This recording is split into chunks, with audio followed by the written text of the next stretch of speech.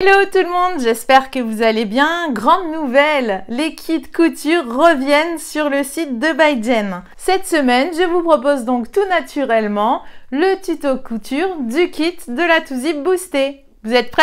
Allez hop, c'est parti! Alors oui, certains d'entre vous connaissent déjà la To-Zip Boostée, connaissent déjà la To-Zip tout court.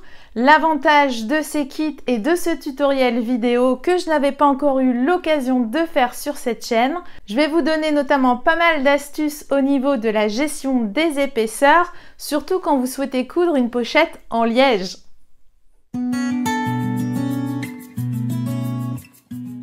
Petite présentation du kit créatif To-Zip Boostée que vous retrouverez en vente sur mon site avec plusieurs variantes. Vous retrouverez dans ce kit l'ensemble des pièces nécessaires pour coudre cette pochette originale avec un emballage recyclable. Vous aurez un coupon brodé, un morceau de coton de grande qualité pour les doublures. Vous retrouverez également du liège.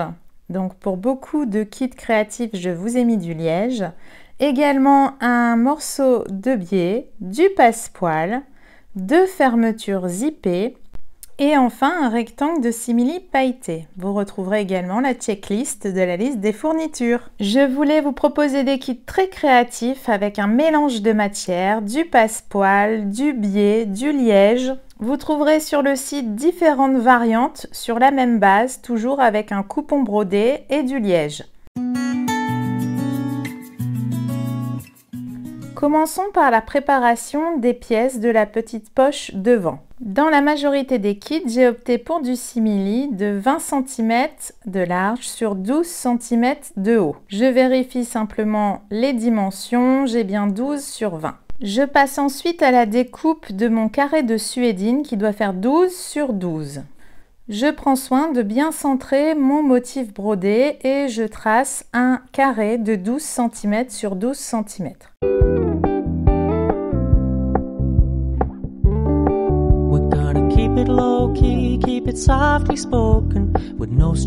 Mon carré de suédine va venir se coudre sur le rectangle de simili. Je m'occupe maintenant des bandes de biais ou de ruban en fonction du kit que vous avez choisi. Donc j'ai deux morceaux de 12 cm. Le reste du biais me servira pour le haut du zip, donc je l'ajuste à la largeur de la pochette. Passons aux parties extérieures en liège de 20 cm sur 16 cm pour les deux. Je vérifie les dimensions, donc j'ai bien 20 cm sur 16 cm de haut. Je m'occupe ensuite du zip principal de la pochette, donc il me faudra deux morceaux de passepoil. Donc là, je vais simplement plier au milieu et couper en deux. Voilà, donc il ne nous reste plus que la partie en doublure. Là, je vais simplement repasser un petit coup de fer avant de couper. Je positionne mon tissu sur l'envers et je vais m'attaquer à la doublure de la petite poche devant. Je vais donc tracer un rectangle de 20 cm de large sur 12 cm de haut.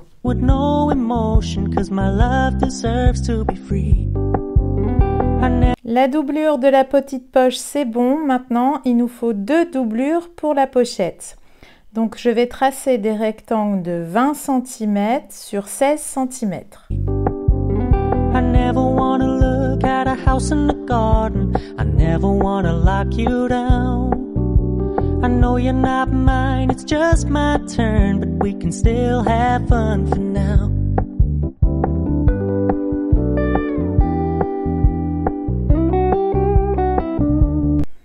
Voilà, mes doublures sont prêtes. Je vais garder la petite bande qu'il me reste pour réaliser mes coins de zip. Voilà, je prépare mes pièces pour la confection de la petite poche devant et c'est parti! On commence par la pose du biais à cheval sur les bords de notre carré brodé. Cela permet de cacher notamment les effilochures de la suédine. Donc je procède ainsi des deux côtés à cheval et j'épingle. Voilà, c'est épinglé et donc maintenant je vais coudre ici à 1 mm du bord de chaque côté. Nous voici devant la machine. Concernant le pied de biche, je prends le pied de biche classique. Je vais coudre sur mon biais, donc je vais prendre un fil qui soit pas trop visible. Donc ici, j'ai pris un crème. J'installe ma canette et mon fil supérieur. Pour la longueur de mon point, je vais rester sur 2,5 mm. Pour l'aiguille, je prends du 80 standard, mais vous pouvez prendre du 90. Petite astuce pour celles qui ont peur en fait de la vitesse de la machine, vous pouvez sur les machines électroniques régler cette vitesse. Regardez dans votre manuel d'utilisation. C'est parti pour la couture, je décale la première pince et je vais me positionner pour coudre à 1 mm du bord de mon biais. J'ai pour habitude de commencer 1 cm plus bas que le bord de mon tissu afin que mon pied soit parfaitement installé et qu'il ne patine pas. Je suis mon repère à 1 mm et j'enlève à chaque fois les épingles, je tends bien mes tissus et je prends surtout mon temps. Et voilà, mon biais est cousu à cheval. Je vais ôter mes petits fils pour ne pas être embêtée lors de mes prochaines coutures. Je n'ai plus qu'à refaire la même chose de l'autre côté.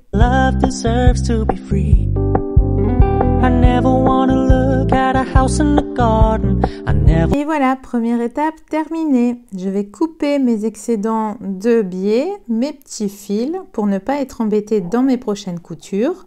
Et maintenant, je vais marquer le milieu de cette première pièce en rabattant simplement bord à bord. Et à l'aide de mon coupe-fil, je vais venir faire une légère entaille de chaque côté, en haut et en bas.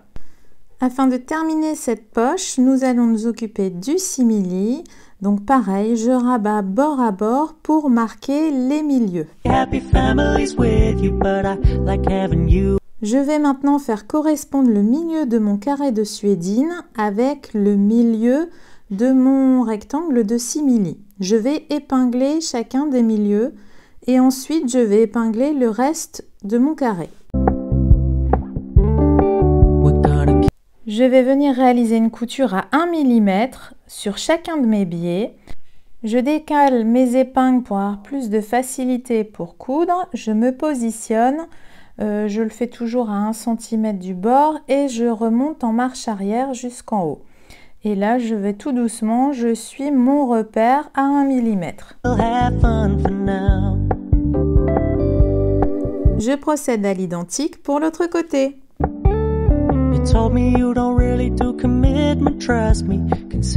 Et voilà, pour terminer la couture de ce carré, je vais coudre à 2-3 mm en haut et en bas.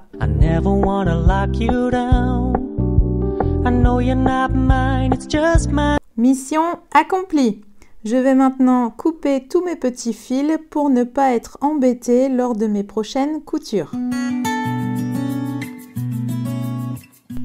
Pour ceux qui ont choisi le kit version galon ruban, je vous conseille d'abord de coudre votre carré de suédine sur le simili et ensuite de venir appliquer à cheval votre galon et de le coudre de chaque côté à 2 mm. Pour terminer la poche, il nous faut attaquer le zip. Commençons par ajuster la dimension du zip à notre pochette. Afin d'éviter les surépaisseurs, l'idée c'est de laisser à peu près 1 cm de libre entre le début de votre zip et le bord de votre simili. Pour plus de facilité, pour que mon zip reste bien tendu sur l'extérieur de ma pochette, je vais épingler. Je vais ensuite marquer au crayon en fait les 1 cm de bord afin de pouvoir couper au ciseau donc mon extrémité de zip. Une fois que c'est coupé, je vérifie si je suis bien alignée et que j'ai bien 1 cm de chaque côté. Vous pouvez éventuellement aussi laisser 1,5 cm. Avec la bande de coton qu'il me reste, je vais couper 4 petits rectangles de tissu. Vous pouvez prendre à peu près 2-3 cm on va dire de hauteur. Donc je vais couper des petites chutes pour former mes coins de propreté du zip. Donc il me faudra 2 chutes pour chaque extrémité de zip. Donc avec ces chutes, je vais venir prendre en sandwich l'extrémité de mon zip. Donc je fais attention, je les mets bien bord à bord et j'épingle. Donc vous voyez, mon zip est pris en sandwich. L'idée ici est de coudre à 1 cm du bord en passant sur les mailles du zip. Nous voici devant la machine à coudre, donc j'ai réglé mon point à 3 mm pour plus de facilité. Je plante mon aiguille, je fais un marche avant, marche arrière, je passe délicatement sur les mailles du zip et je termine par un point d'arrêt. Voilà ce que ça me donne des deux côtés et donc mon zip est bien pris en sandwich. Je rabats sur l'endroit mes chutes pour pouvoir réaliser une surpiqûre à 1 ou 2 mm du bord. Donc là pareil, j'y vais doucement avec précaution quand je passe sur les mailles du zip. Et voilà, je termine par un point d'arrêt. Voilà ce que ça me donne. Tadam, un joli coin de zip. Je coupe les excédents de tissu dans le prolongement du zip. J'en profite aussi pour couper tous les petits fils qui dépassent pour avoir quelque chose de propre. Voilà. Et maintenant, je refais la même chose de l'autre côté du zip. C'est un peu plus délicat de ce côté du zip car les parties du zip ne sont pas entre guillemets soudées ensemble. Je vais donc coudre d'abord un premier coin de zip. Cela me permet de bien souder mes deux parties de zip ensemble et ensuite je vais venir appliquer mon deuxième morceau de chute, pareil, endroit contre endroit par rapport à l'autre et je n'ai plus qu'à suivre en fait ma précédente ligne de couture. Et voilà, un coin de zip terminé, je rabats sur l'endroit et je n'ai plus qu'à faire ma surpiqûre.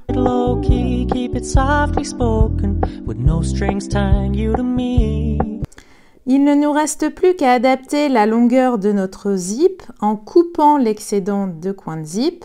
Pour ce faire, je le centre bien. Vous pouvez éventuellement épingler pour maintenir votre zip pendant la découpe. Maintenant que notre zip est à la bonne dimension, nous allons le coudre sur l'extérieur de notre pochette. Pour ce faire, je l'épingle endroit contre endroit, donc sur l'extérieur de ma pochette. Et donc le curseur de mon zip se retrouve contre l'extérieur. Et je vais venir coudre à 8 mm, voire 1 cm du bord. Nous revoici devant la machine, on va changer notre pied de biche comme nous sommes auprès d'un zip. Vous pouvez prendre le pied fermeture à glissière qui est fourni avec votre machine. Personnellement, j'ai investi dans un pied plus fin, ça m'évite les coins du pied fermeture à glissière et c'est beaucoup plus pratique pour coudre au plus près du zip. Je vérifie bien que mon aiguille tombe bien au niveau du creux de mon pied. Je positionne mes tissus pour coudre à peu près à entre 8 mm et 1 cm des bords. J'y vais tout doucement, je commence par un point d'arrêt pour consolider ma couture et je suis le bord en fait de mes tissus et du zip. Pour ne pas être embêté avec le curseur, je lève mon pied de biche, je laisse mon aiguille plantée, je bascule le curseur, je remets mon pied de biche et je continue ma couture. Et voilà, mon zip est fixé sur l'extérieur. Passons maintenant à la couture de la doublure. Donc je vais épingler ma doublure sur l'endroit de mon extérieur et de ce fait mon zip est pris en sandwich. Donc je prends le soin d'épingler 3-4 épingles, c'est suffisant. Et donc voilà, et pour que ça soit plus facile, je retourne et je vais suivre ma précédente ligne de couture du zip. Comme j'ai un peu d'épaisseur, je vais prendre le soin d'allonger mon point à 3. Je me positionne et c'est parti, je suis simplement la précédente ligne de couture de mon zip.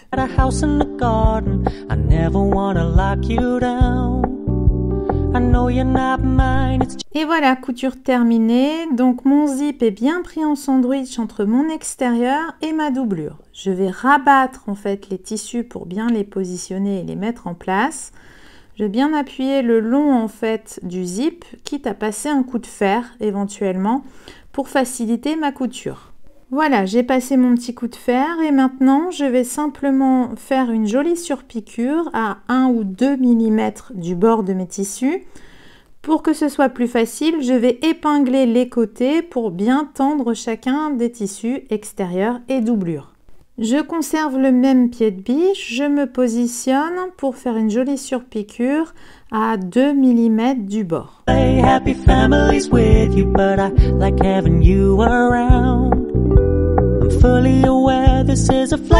Et voilà, cette surpiqûre me permet de bien maintenir ma doublure en place. Étape suivante, nous n'avons plus qu'à coudre en fait le morceau de biais de 20 cm. Donc là, à l'identique, je vais le positionner à cheval et je vais épingler tout du long. Et je vais venir coudre le long du biais à 1 mm du bord. I'm happy in your company with no emotion, 'cause my love deserves to be free.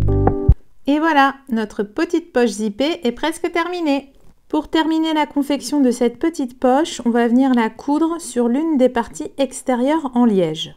Nous allons la coudre à 3 cm du haut. Pour que ce soit plus facile, je vous conseille, notamment pour les débutants, de vous tracer une ligne repère à 3 cm afin de coudre beaucoup plus facilement la partie de la poche. Il vous suffira simplement d'épingler et de suivre votre tracé. Et donc là, nous allons coudre à 1 mm du bord du biais. Puis ensuite, nous réaliserons les coutures des côtés et du fond. Je déplace l'une de mes épingles, je vérifie que je suis bien le long de mon tracé. Je me positionne à 1 mm du bord et c'est parti.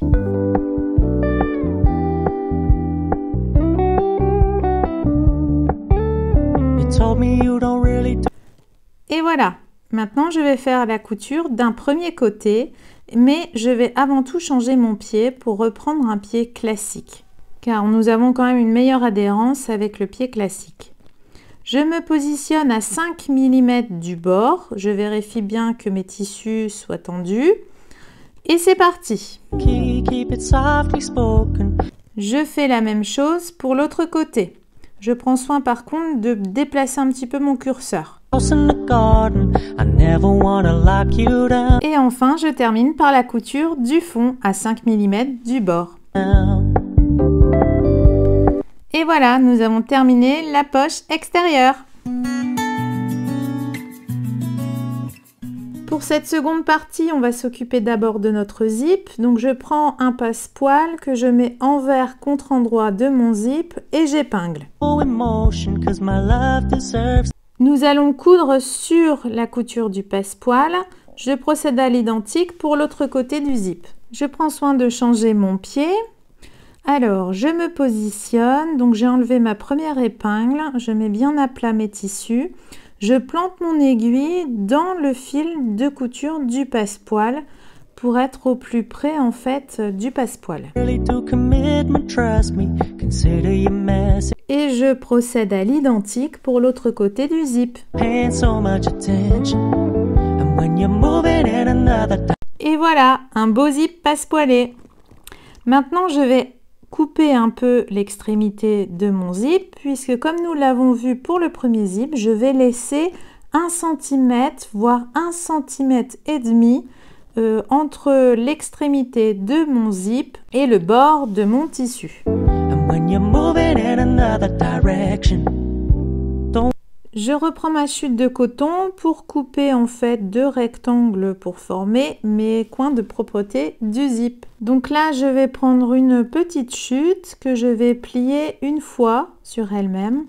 Je vais replier dans l'autre sens et replier une 3e fois. Je vais ensuite glisser l'extrémité du zip dans cette chute pour former mon coin de propreté. Je vais épingler et l'idée c'est de venir coudre ici à 1 mm des bords. Je ferai pareil de l'autre côté. Je conserve le même pied de biche. Je vais venir enlever mon épingle, positionner ma chute avec mon zip et coudre à 1 mm des bords. Je ferai la même chose pour l'autre côté.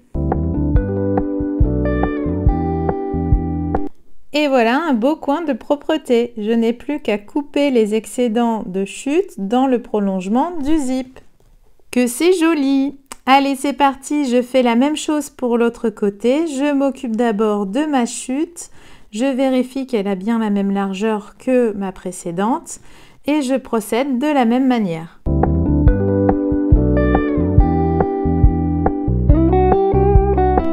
Et voilà, notre belle fermeture passepoilée est terminée. Maintenant, nous allons la coudre sur la partie extérieure. Donc, je positionne mon zip endroit contre endroit, je le centre et j'épingle. Je vais venir ensuite coudre ce zip en suivant simplement ma précédente ligne de couture du passepoil. Je décale éventuellement le curseur pour ne pas être gênée. Attention, il faut bien démarrer votre couture sur le coin de propreté et la terminer sur le coin de propreté du zip. Et voilà, les extrémités à 1 cm ne sont pas cousues. Je coupe mes petits fils et maintenant je vais venir coudre la doublure. Donc je vais la prendre endroit contre l'endroit extérieur. J'épingle. Mon zip est ainsi pris en sandwich entre ma doublure et mon extérieur. Pour plus de facilité, je retourne mon ouvrage et je n'ai qu'à suivre ma précédente ligne de couture du passepoil et du zip. Donc je commence au bout de mon coin de propreté et je termine à la fin sur mon coin de propreté. On n'oublie pas, quand on est embêté avec le curseur, on laisse bien l'aiguille plantée, on lève le pied de biche, on fait basculer le curseur et on continue sa couture. Et voilà, donc j'ai bien les 1 cm d'extrémité qui ne sont pas cousus de chaque côté. Je n'ai plus qu'à retourner à mettre sur l'endroit en fait mes tissus, à bien les tendre pour réaliser une jolie surpiqûre le long de mon zip.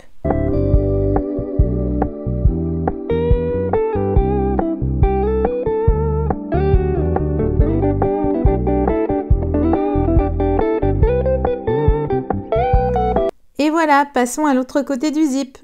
Je vais donc prendre mon deuxième rectangle de liège et là je vais positionner endroit contre endroit en prenant soin de bien aligner les bords de mes rectangles extérieurs en liège. Et je vais venir coudre pareil le long de ma précédente ligne de couture du passepoil sur le zip.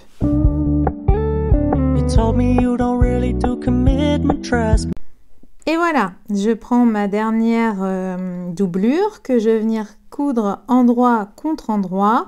Donc là, je vais déjà l'épingler pour que mon zip soit pris en sandwich. Et je vais retourner mon travail pour suivre ma précédente ligne de couture.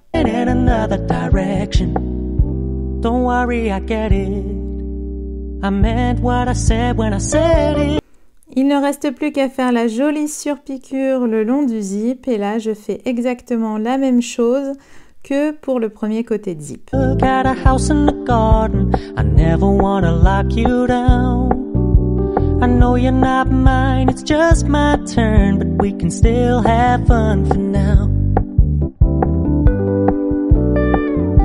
Passons à l'assemblage final maintenant. Je vais déjà ouvrir mon zip. Et je vais mettre bord à bord les extérieurs en premier. Donc ici, je vais bien épingler au niveau de mes coins de zip. Je fais correspondre les bords de mes extérieurs et j'épingle. Je procède à l'identique pour l'autre côté de la pochette.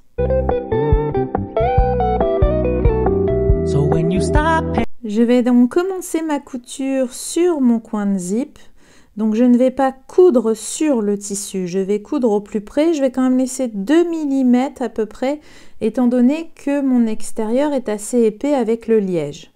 Je démarre ma couture 1 cm après le bord du tissu. Cela permet à mon pied d'être posé intégralement sur mon tissu et d'éviter en fait qu'il ne patine.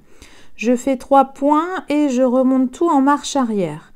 Et je continue. Je redescends jusqu'en bas.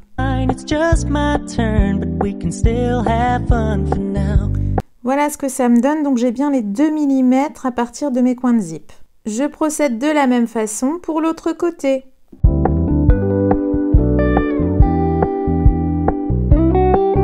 Enfin, je m'attaque à la couture du fond à 1 cm des bords. Et voilà, l'assemblage de l'extérieur est terminé. Maintenant, on va passer à l'assemblage de la doublure. Donc là, je vais bien rabattre bord à bord au niveau de mes coins de zip. Je vais démarrer en fait ma couture sur la partie extérieure en liège afin d'avoir un joli raccord. Donc je suis ma précédente ligne de couture. Je fais attention au niveau du passage des coins de zip puisqu'il y a quand même de l'épaisseur. J'y vais doucement, je tends bien mes doublures et c'est parti. Une fois cette première partie de doublure cousue, je fais la même chose pour le côté opposé.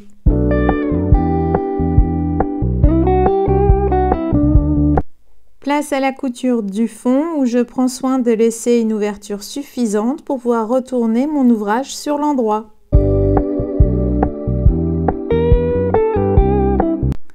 Allez, maintenant on va dégarnir un peu tout ça, enlever un peu d'épaisseur de tissu. Donc je coupe à 2-3 mm de mes coutures. Pour la doublure, j'utiliserai des ciseaux cranteurs qui permettront qu'elle ne s'effiloche pas avec le temps.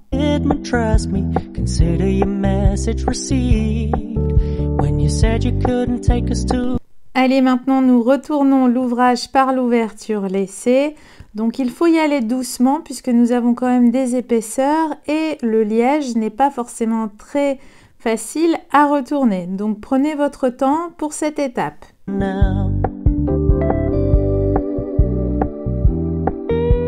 Je prends soin de faire ressortir mes coins de pochette délicatement et j'hésite pas à faire rouler la couture entre mes doigts pour que vraiment les coins prennent une belle forme.